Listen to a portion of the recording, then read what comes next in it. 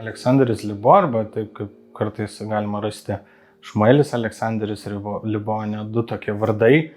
Vienas toksai gal žydiškas labai, kitas toks labiau gal pasaulietinis. Tai buvo Vilnietis, gimęs Vilniuje, augęs Vilniuje ir labai ilgą laiką čia dirbęs gydytoju.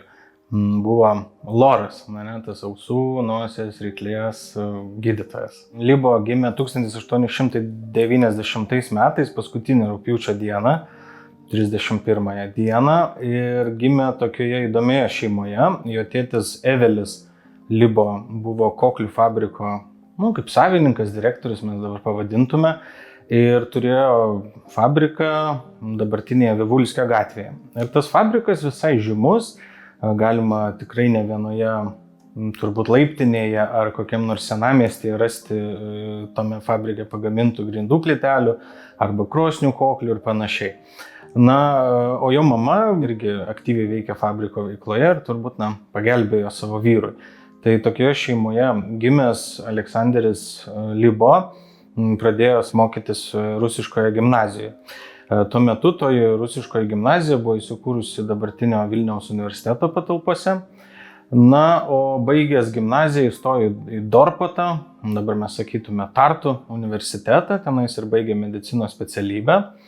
O po studijų 1915 buvo mobilizuotas į Pirmąjį pasaulinį karą ir Rusijos kariuomenės gretose dalyvavo Pirmajam pasauliniam kare.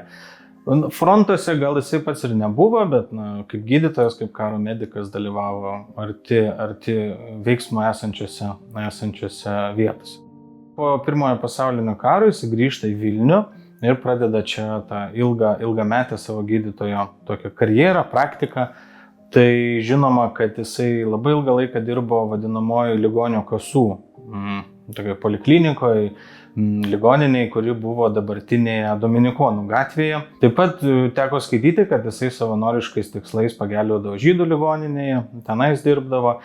Taip pat buvo aktyvus kultūros ir rašytojų veiklos organizacijų narys įvairių, ypač jidiš literatūros. Taip pat skatino, puoselėjo tą tokį jidiš kultūrą visame mieste. Įdomu tai, kad jo žmona Vera buvo garsi dainininkė ir neretai skaitant tarpukario spaudą Vilniaus galime pamatyti, kad yra tokios kaip reklamos, kaip tokie pranešimai, kad šiandien Vilniaus radiofone gros Vera Gavronska Libo, negros, o dainuojas ir operinis balsas ir tikrai tokia žinoma dainininkė. Taip pat jo žmona ateina iš tokios įdomios irgi šeimos, iš gydytojų šeimos. Veros mama, tai Aleksandrė Uošvė, irgi yra gydytoja, irgi yra ilgametė gydytoja, žinoma, Šabat Gavronska, kuri Antro pasaulinio karo metu kartu su savo gydomais vaikais ir buvo išvesta į panerius ir nepaliko savo pacientų būti nuvestiems vieniems. Dirbo žydų ligoninėje Pylimo gatvėje. Pavardė Šabat, tai mums turėtų priminti irgi tokį Vilniuje gyvenusį Camachą Šabadą, kurio ir mes turime ir skulptūrą jam atminti, Mėsinių gatvėje, Rūdninkų aikštėje. Tai čia ne veltui, tai yra ta pati giminė, ta pati Šabado giminė. Tai irgi ateina jo žmona iš tokios žinomos, kaip čia sakyti, Vilniuje šeimos. Tai ir tęsiasi jų toks bendras gyvenimas. Abudu užaugina Aleksandras ir Vera dvi dukras, Liubą ir Niną. Ir aišku, visa šeima išgyvena holokaustą. Kai grįžta į Vilnių, jisai grįžta jau aišku į Vilnių, kuris tampa Lenkijos Respublikos dalimi.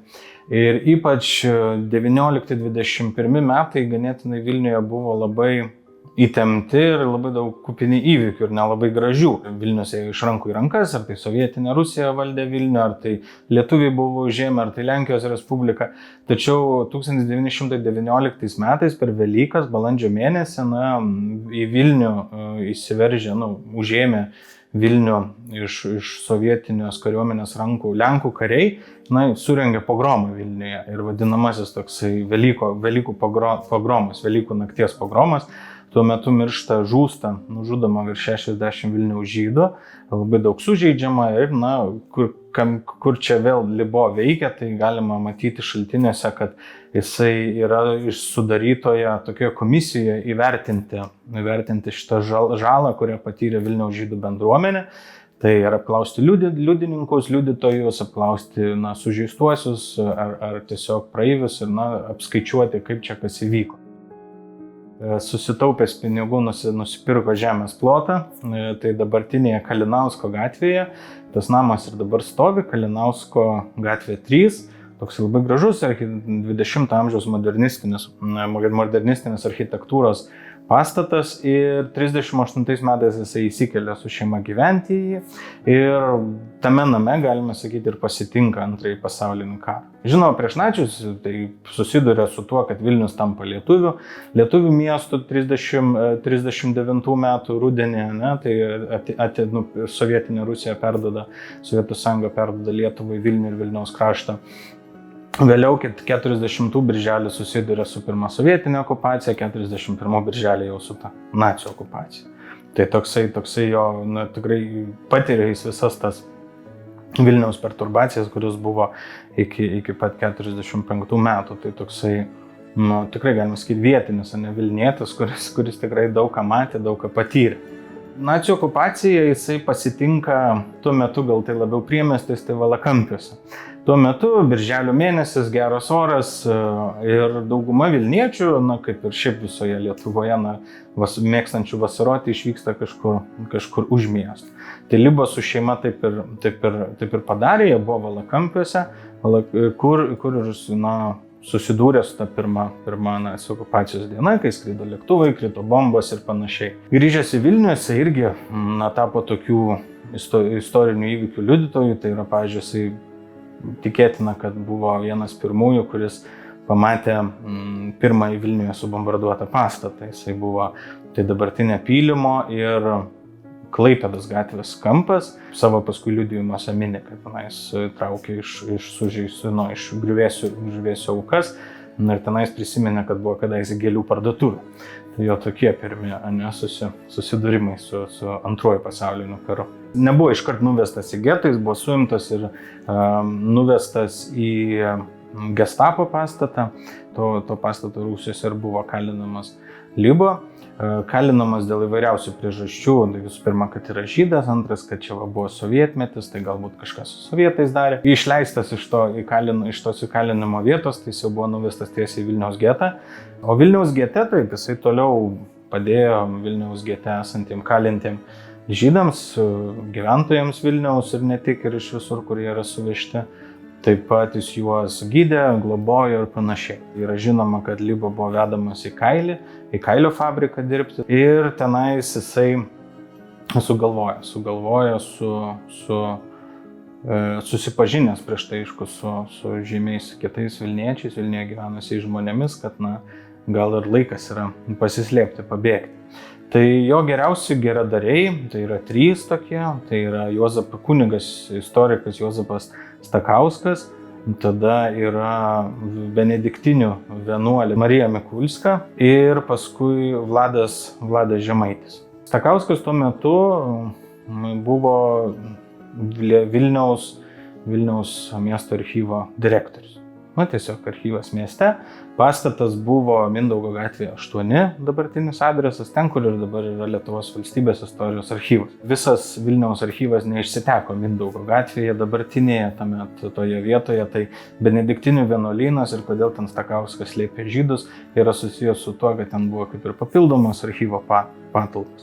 Nes benediktinių vienuolynas oficialiai buvo uždarytas, vienuolių kaip ir nebuvo, laisva erdvė. Ir Libo su žmona ir dukra atsiduria slėptuvėje, kurioje slepiasi ne vienas ir ne 2, bet visai nemaža grupė Vilniaus žydų iš Vilniaus geto. Tarp jų, aišku, žymiausias paslėptas žmogus tai yra Samuelis Bakas, žinoma. Tai ir jo mama buvo tenais, tada buvo kiti, net ir Libo pažįstami, įvairių profesijų žmonės ir jie tenais prabuvo iki pat 44 metų Liepos mėnesio. Ir jį pasitiko tas Vilnius, kaip čia sakyti, kabutėse išlaisvintas Vilnius irgi nelabai draugiškai. nes, nors ir sugrįžo į namus, nors ir kažkaip vis tiek galėjo pasijausti laisvesniu, visgi jisai buvo suimtas dar kartą, šį kartą sovietinės valdžios ir vėl nuvestas į tą patį dabartinį aukščiausiąjį teismo pastatą, prie tų pačių Lukiškių, kur KGB rūmai paskui bus. Tai Liba sakė, čia buvo vienas iš paskutinių tokių priežasčių, kad apsispręsti išvažiuoti iš Vilniaus, nes sakė, čia nebus nieko geriau, vienus pakeitė kiti ir nėra jie geresni. Lodzėje susikūrė panašiu metu tikrai didelę organizaciją, tokia bendruomenė, kuri vienijo iš Vilniaus geto, iš Lietuvos, iš Baltijos šalių atvykusius išgyvenusius žydus. Tenais jisai pagyveno keletą metų, paskui 60-metį dar sugalvojo sugrįžti į Vilnių, sugrįžo į Vilnių, ir tada jau išvyko vėl į Lenkiją ir tada jau iš Lenkijos į Izraelį.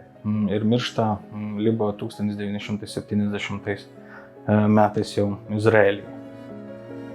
Savo liudijime 60 metais jisai sako, aš grįžau į Vilnių ir dariau nuotraukas. Dariau nuotraukas man brangių vietų, vietose, kur gyvenau, vietos, kurios man tiesiog brangios šitame mieste. Ir tokį albumas yra pakliuvęs į Vilniaus miesto muziejų. Atsivertus tą albumą tikrai pasirodo labai įdomiaus tokių pokario Vilniaus nuotraukų, 60-mečio, tokių mažo formato, nespalvoto, žinoma, nuotraukos. Ir ten figūruoja vienas žmogus, kurį paskui identifikavome kaip Aleksandrį Libo. Tai iš to liudijimo ir sužinome, kad jisai čia buvo, kad jis čia fotografavo. Ir perskaičius tą liudijimą pasidaro aišku, kodėl kai kurios nuotraukos yra tokios, kokios jos yra. Nes šitame albume nėra tai, kad visos šitos nuotraukos, kurių yra virš 150, tarp tų nuotraukų yra iškarpos, atvirukai, tikrai nėra, kad jos visos yra Libo darytos. Dalis jų yra darytos Libo, jas galima atpažinti, jos yra specifinio formato, specifinės spalvos ir jos tikrai kai kur net koreliuoja su paties Libo liudijimu. Pavyzdžiui, yra fotografuojamas dabartinis pastatas Kalinausko gatvė 3, tai jo tas žymusis namas, kurį jisai pasistatydino ir užsakė be to tokio žymaus architekto Smorgonskio darbą, brėžinius ir visą projektą. Taip pat yra ligonių kasos pastatas, kuriame jisai dirbo ilgą laiką. Taip pat yra ir įdomi tokia vieta Subačiaus gatvėje, kur pagal liudijimus jisai sako, čia galėjo žūti. Yra nupaveiksluotas ir toksai kiemas Subačiaus gatvėje, kur galėjo, kaip Libo sako, tragiškai viskas baigtis. Nes jisai ten buvo išleistas iš geto trumpam nueiti ir pažiūrėti sergantį kažkokį tai žmogaus vaiką. Ir jį sutiko lietuvių policininkas ir sako, kas tu toks, ko čia eini. Ir Libo atsakė, džiaugiasi, kad nepaprašė jokių dokumentų parodyti, nes sakė, tada būtų pasibaigę viskas.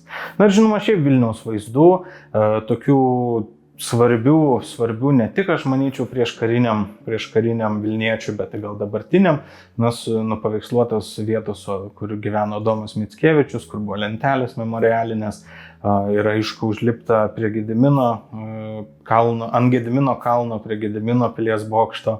Kadangi tai yra pokario Vilnius, tai dar daug statybos nebuvo įvykę.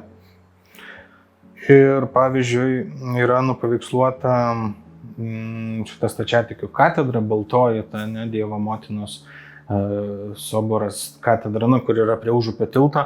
Ir dabar net neišlikė, baltai uždažyta, bet Libo užfiksavo tokią freską, kuri buvo viršuje. Ir labai įdomu, nes ta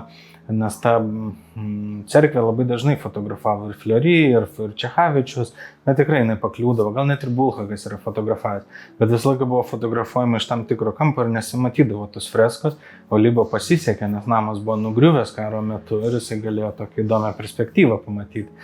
Nežinau, kiek čia jisai specialiai ar kaip menininkas ar kaip kas darė, bet tiesiog kartais pasisekė. Taip pat tada galime matyti apskritai to meto Vilnių kaip jis atrodo, automobiliai, kabantis laikrodžiai mieste, net jau viešieji, kur parodyti kiek laiko.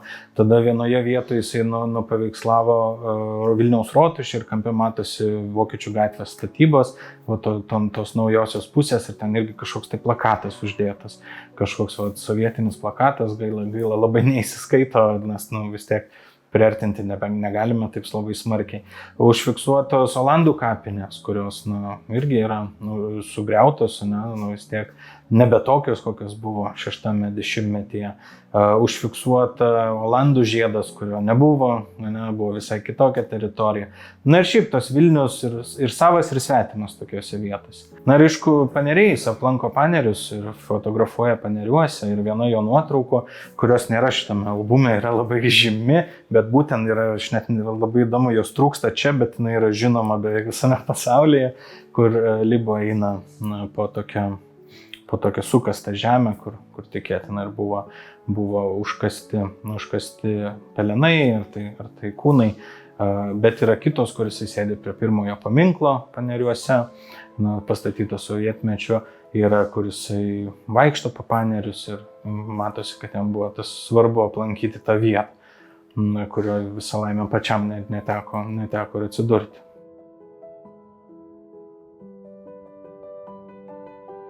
Galime galvoti, kad jau po karo ta fotografija turbūt labai išplinta ir jau tikrai beveik bet kas gali paveiksluoti, fotografuoti.